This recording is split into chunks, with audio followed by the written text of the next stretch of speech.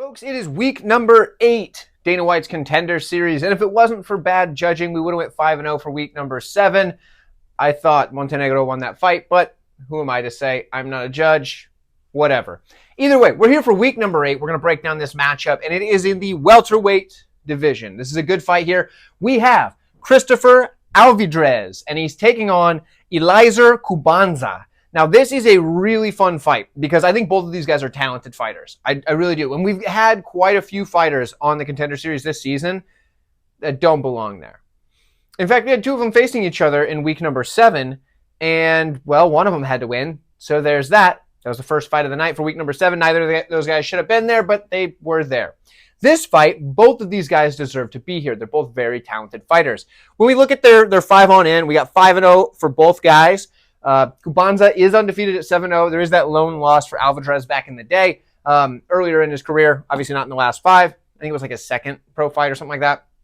But either way, when we look at these guys, how they match up skill for skill, we're going to start on the Kubanza side. Dude is a solid striker, and his power is absolutely noticeable. This dude, if he hits you, you're going to feel it. You're going to feel it very quickly, and it's not going to be a good time for you.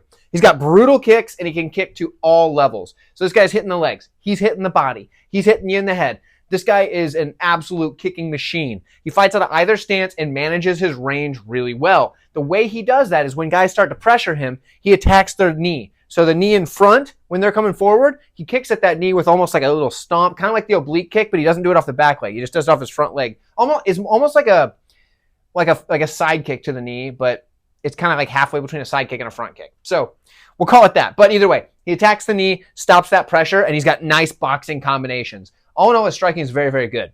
When we look at his grappling, he's good there too. Dude's got really good takedown defense. A lot of it's his physicality, because he's really hard to hold down even if you do get him down, because this dude is a physical specimen. He's also got really heavy ground and pound. We don't see him too often grapple offensively.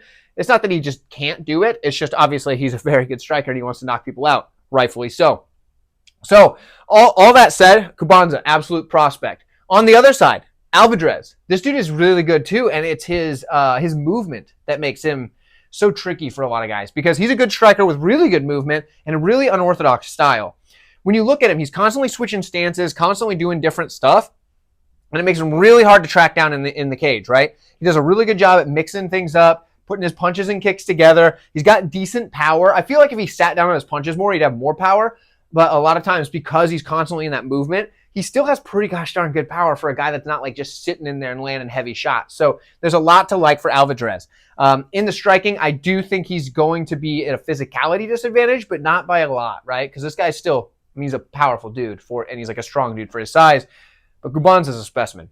When we look at the grappling, I think Alvidrez might have the slightest lean here.